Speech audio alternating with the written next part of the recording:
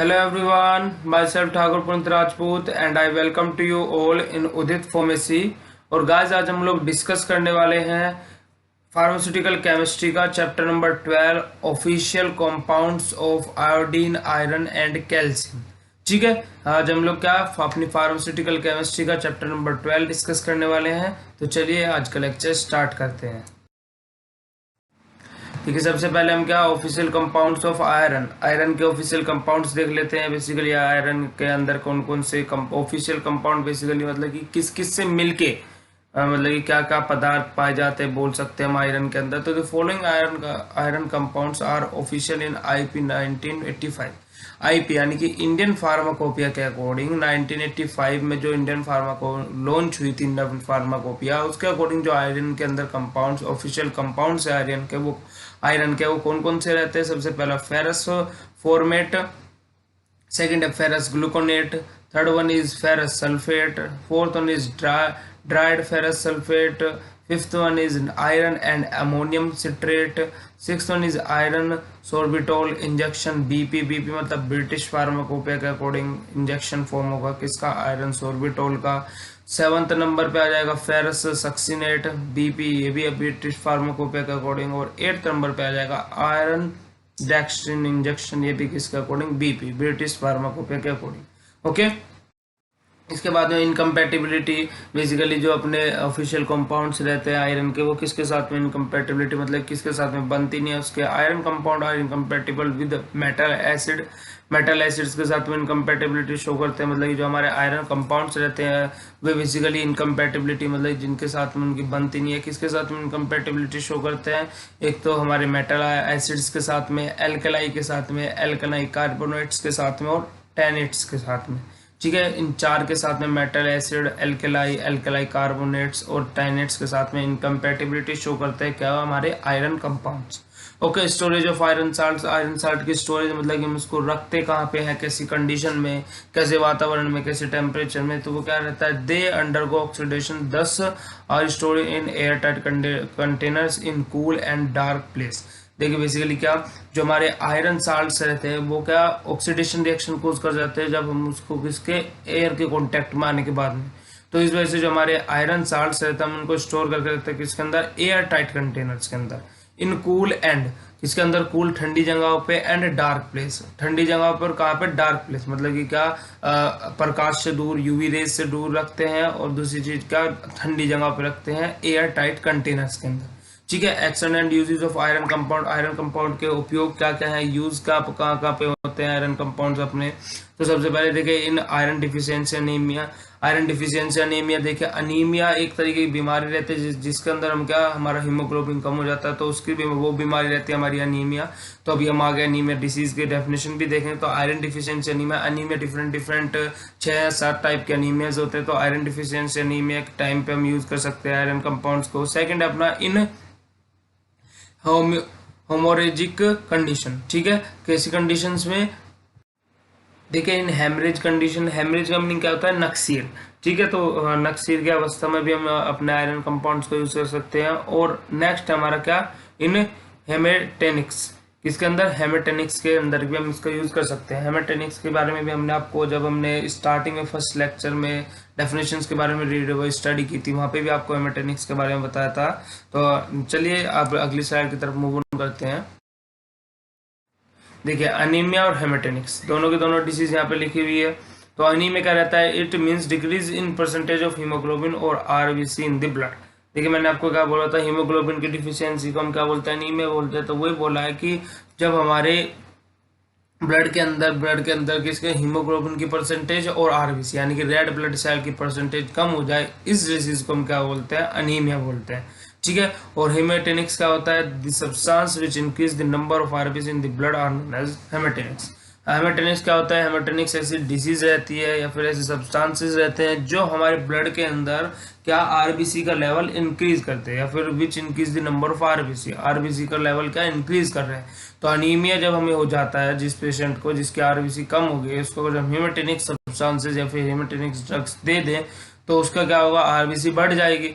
RBC बढ़ जाएगी तो क्या होगा, आरबीसी बढ़ेगी तो क्या हमारा बेसिकली अनीमिया का ट्रीटमेंट हो जाएगा। ठीक है, ये बेसिक एग्जांपल है। वरना अगर जो हमारी कंडीशन ऐसी है कि हमारी आरबीसी बढ़ गई है, किसी पेशेंट की ज़्यादा हो गई है, तो उस कंडीशन में हमें क्या देना पड़ेगा, उस कंडीशन में हम उसे एनीमिया ड्रग दे सकते हैं। क्योंकि एनीमिया के केस में क्या रहता है कि क्या हमारे क्या हो जाता है, बेसिकली अपना जो आरबीसी रहती है, हीमोग्लोबिन का लेवल डिक्रीज हो जाता है। तो ये आपको याद रखना है, एनीमिया के अंदर डिक्रीज होता है हीमोग्लोबिन और आरबीसी का लेवल। और हेमेटेनिक्स क्या रहते हैं, हेमेटेनिक सब्सटेंसेस रहते हैं जो हमारे इंक्रीज करते हैं किसको, आरबीसी के नंबर को, किसके अंदर, ब्लड के अंदर। यानी कि रेड ब्लड सेल के जो कंसंट्रेशन है या फिर जो अमाउंट है अपने ब्लड के अंदर, उसके अमाउंट को इंक्रीज करते हैं, तो उसको हम क्या बोलते हैं, हेमेटेनिक्स। ठीक है, अब देखिए, अब हम लोग आयरन के ऑफिशियल कंपाउंड्स के बारे में हम लोगों ने स्टडी कर लिया। अब हम लोग क्या official compound of iodine, iodine के ऑफिशियल कंपाउंड्स के बारे में देख लेते हैं। The following are official compound of iodine, iodine का ऑफिशियल कंपाउंड कौन कौन से रहते हैं, सोडियम आयोडाइड और पोटेशियम आयोडाइड। ठीक है, सोडियम आयोडाइड और पोटेशियम आयोडाइड किसके, आयोडीन के क्या रहते हैं, अपने ऑफिशियल कंपाउंड्स रहते हैं। इनकम्पेटिबिलिटी किसके साथ में शो करते हैं, अपने जो आयोडीन कंपाउंड्स रहते हैं वे ऑक्सीडाइजिंग एजेंट्स के साथ में, रिड्यूसिंग एजेंट्स के साथ में इनकम्पेटिबिलिटी शो करते हैं। मतलब कि इनके साथ में अपने जो आयोडीन कंटेनिंग कंपाउंड्स रहते हैं, ऑफिशियल कंपाउंड्स रहते हैं जो आयोडीन के, उनकी बनती नहीं है। स्टोरेज कंडीशन देख लेते हैं अपने आयोडीन की कैसी रहेगी। Sodium and potassium iodide are deliquescent in moist air and are oxidise giving yellowish और brown colour due to liberation of iodine. ठीक है, बेसिकली देखिए क्या बोला है, जो सोडियम और पोटेशियम आयोडाइड रहता है, और डिलिक्विसेंट मतलब कि हवा के कांटेक्ट में आने के बाद में या फिर वायु में पिघलने वाला।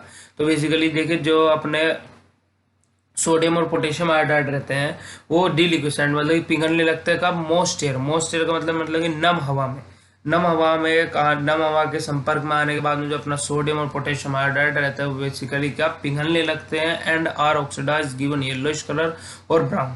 क्या, और अगर जो जब उनका ऑक्सीडेशन होता है, ऑक्सीडाइज हो जाते हैं वो जब एयर के कांटेक्ट में आने के बाद, तो कैसा कलर देते हैं, येलोइश पीला सा, या फिर ब्राउन ब्राउन, या फिर कैसे चॉकलेटी कलर देते हैं ड्यू टू लेबोरेशन ऑफ आयोडीन। ठीक है, आयोडीन की वजह से। उसके बाद में 10 iodine compound are prevented in a well close container and keep in dark place. Basically क्या, जो अपने आयोडीन कंपाउंड्स रहते हैं उनको हम कहाँ प्रिवेंट करते हैं, मतलब कि रखते हैं किसके अंदर, वेल क्लोज कंटेनर, बिल्कुल अच्छे से बंद कंटेनर्स के अंदर। और किसके अंदर, कहाँ पे रखते हैं, डार्क प्लेस, मतलब कि गाढ़ी जगह पे, जहाँ पे हमारी यूवी रेज एंटर ना कर पाए। ठीक है, अब देखिए हम लोग क्या ऑफिशियल कंपाउंड्स ऑफ आयोडीन के बारे में पढ़ रहे थे। तो उसके अंदर अब हमारा यूजेस पॉइंट आ गया। तो यूजेस के अंदर देखिए क्या होता है, in disorder of thyroid gland goitre. Basically क्या, गोइटर के डिसऑर्डर यानी कि बीमारी की कंडीशन में हम आयोडीन का यूज कर सकते हैं। ठीक है, थायराइड ग्लैंड है यानी कि गोइटर का मतलब क्या होता है कि गला बहुत ज्यादा सूज जाता है उस कंडीशन में। सूज मतलब स्वेलिंग आ जाती है, बाहर की तरफ आ जाता है गला बहुत ज्यादा, तो उस कंडीशन में हमारा गोइटर का आ जाता है। जैसे आपने कबूतर का मुंह, कबूतर का गला देखा होगा, जैसे वो कहता है गुडर गु गुडर गु, तो उसका जो बाहर की तरफ एकदम एकदम से उसका जो गला है वो बाहर की तरफ को निकलता है। तो उस कंडीशन में, हमारे गोइटर की कंडीशन में, जो अपना गला रहता है वो पूरा का पूरा बाहर ही रह जाता है। ठीक है, तो इस कंडीशन को हमारा गोइटर कहते हैं। सेकंड पॉइंट है अपना, एज फेब्रिनोलेक्टिक एजेंट इन सिम्फेलिस एंड लेप्रोसिस। देखिए बेसिकली क्या बोला है। ठीक है, तो लेप्रोसी का मीनिंग क्या रहता है, बेसिकली कुष्ठ रोग। ठीक है, उसके बाद में थर्ड पॉइंट लिखा है, इन fungal infection. Basically fungal infection जैसे दाद खाज कुछ हो जाना, उसके ट्रीटमेंट के लिए हम आयोडीन का यूज करते हैं। फोर्थ है हमारा, potassium iodide is use in cough mixture और एज एक्सपेक्टोरेंट्स। बेसिकली क्या, जो हमारे कफ मिक्सचर्स रहते हैं, एक्सपेक्टोरेंट्स रहते हैं। एक्सपेक्टोरेंट्स किसके लिए यूज होते हैं हमारे, एक्सपेक्टोरेंट्स मैंने आपको बताया था कि किसके लिए यूज होते हैं एक्सपेक्टोरेंट्स के, जब हमने चैप्टर पढ़ा था इमेटिक्स एंड एक्सपेक्टोरेंट्स के बारे में। एक्सपेक्टोरेंट्स किसके लिए रहते हैं, हमारे कफ को रिमूव करने के लिए, हमारे ब्रोंकाइज में से, एल्वोलाइज में से। ठीक है, तो basically potassium iodide is use in cough mixture as expectorant. Expectorants की तरफ हम पोटेशियम आयोडाइड का यूज कर सकते हैं एज एन कफ मिक्सचर की तरह। Useful in an asthma and chronic bronchitis. देखिए बेसिकली क्या, ये अपना आयोडाइड और किसके लिए यूजफुल है, यूजफुल है हमारे अस्थमा के लिए और अपना क्लोरिक बार्कोनाइट्स के लिए।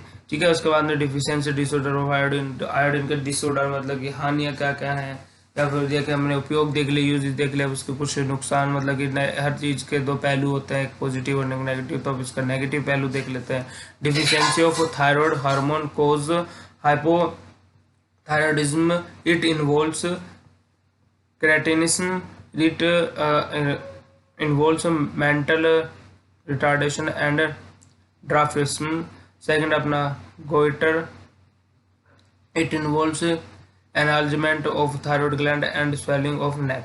देखिए मैंने आपको गोइटर पे बताया भी था, क्या गोइटर की कंडीशन क्या हो जाता है, स्वेलिंग आ जाती है किसमें, हमारे नेक, गले में, नेक पे, ठीक है। तो और जो अपना श्रीथिनिज्म है उसमें क्या रहता है, इसमें क्या, it involve mental retardation of dwarfism.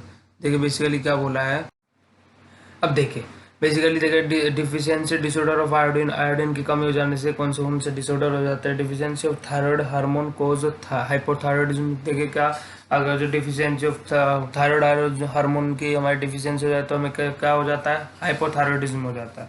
उसमें हमारा फर्स्ट क्या है अपना एटनिज्म।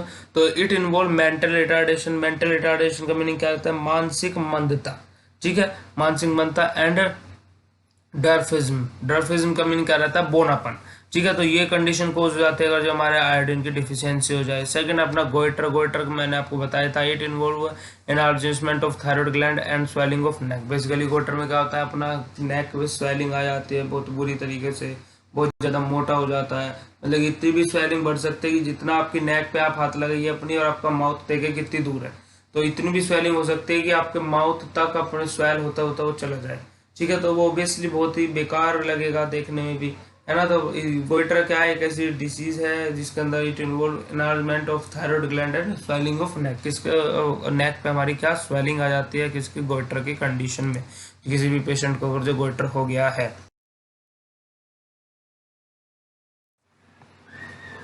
उसके बाद में ऑफिशियल कंपाउंड ऑफ कैल्शियम हमने आयरन के देखे, आयोडीन के देख लिया, अब हम लोग क्या कैल्शियम की बात करेंगे। कैल्शियम में देखे बेसिकली आयोडीन, आयोडीन में आपने देखे दो ही थे, अपने आयरन में भी बहुत सारे थे और ऐसे कैल्शियम में बहुत सारे हैं।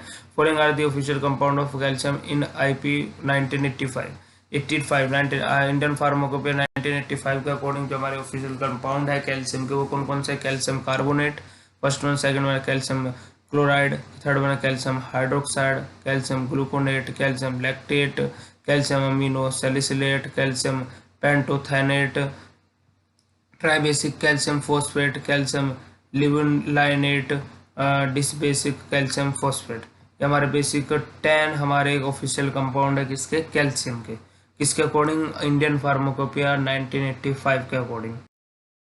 अब देखिए इनकम्पेटिबिलिटी किसके साथ में शो करते हैं, अपने कैल्शियम के official compounds with phosphate sulphate oxidising agent. क्या फोस्फेट ऑक्सीडाइजिंग एजेंट, देखिए फोस्फेट के साथ में जो अपने कैल्शियम के ऑफिशियल कंपाउंड है वो इनकम्पेटिबिलिटी मतलब बनते नहीं है, किसके साथ में, फोस्फेट के साथ में, सल्फेट के साथ में, वो तीसरा ऑक्सीडाइजिंग एजेंट्स के साथ में, ठीक है। उसके बाद में स्टोरेज कंडीशन कैसे रहेगी, अपने कैल्शियम के ऑफिशियल कंपाउंड्स की store in air tight light resistance container. Basically क्या, लाइट के कांटेक्ट में नहीं आने चाहिए जो भी अपने का आयोडीन के कंपाउंड्स रहेंगे, ठीक है। तो store in air tight containers में हम इसको स्टोर करके रखें। Light resistant container, light resistance container मतलब कि लाइट से बचाने वाले कंटेनर्स, ऐसे कंटेनर्स में हम इसको फिल करके रखेंगे।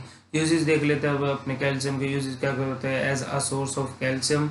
बेसिकली हम कैल्शियम को यूज कैसे कर सकते हैं, एज कैल्शियम के सोर्स की तरह हम इसको यूज कर सकते हैं। Calcium replenisher is lactating and pre lactating and pregnancy, sorry, ठीक है। देखिए बेसिकली क्या बोला है, देखिए बेसिकली कैल्शियम रिप्लेनिशर्स, इन कैल्शियम रिप्लेनिशर्स के अंदर क्या होता है, लैक्टेशन, लैक्टेशन का मीनिंग क्या होता है, दूध निकलना, और अपना इन एंड प्रेगनेंसी, प्रेगनेंसी मतलब कि जो प्रेगनेंसी कंडीशन आपको पता ही होगा, जैसे कोई गर्भवती औरत है, ठीक है। थर्ड है अपना in treatment of tetany, tetany rickets, osteomalacia, hypokalaemia. Basically इन डिसीज के ट्रीटमेंट के लिए टेनिन। सेकंड है अपना रैकेट्स, ओस्थेमोमेलेसिया और हाइपोकैलेमिया। देखिए रैकेट्स का मीनिंग क्या रहता है, सूखा रोग। और देखिए ओस्टोमेलेसिया का मीनिंग क्या रहता है, अस्थिमुद्रता। ओके, उसके बाद में लास्ट वन बचा अपना हाइपोकैलेमिया, कैल्सीमिया, ठीक है। फोर्थ पॉइंट है अपना in combination with vitamin, vitamin के साथ में एज एन कॉम्बिनेशन ड्रग की तरह भी हम इसको किसको अपना कैल्शियम को दे सकते हैं। ओके,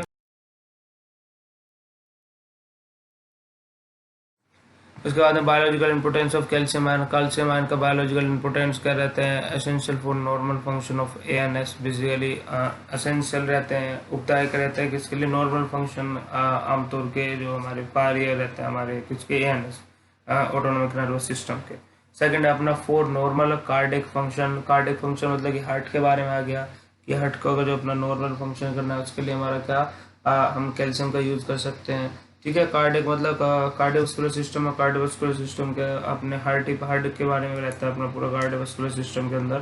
थर्ड है अपना for coagulation of blood, blood के कोएगुलेशन के लिए हम बेसिकली यूज कर सकते हैं अपने कैल्शियम का। फोर्थ अपना for growth of bones and teeth, teeth की और अपनी बोन्स की ग्रोथ कराने के लिए, बढ़ोतरी के लिए मतलब बढ़ाने के लिए उनको हम बेसिकली किसका, कैल्शियम का यूज कर सकते हैं।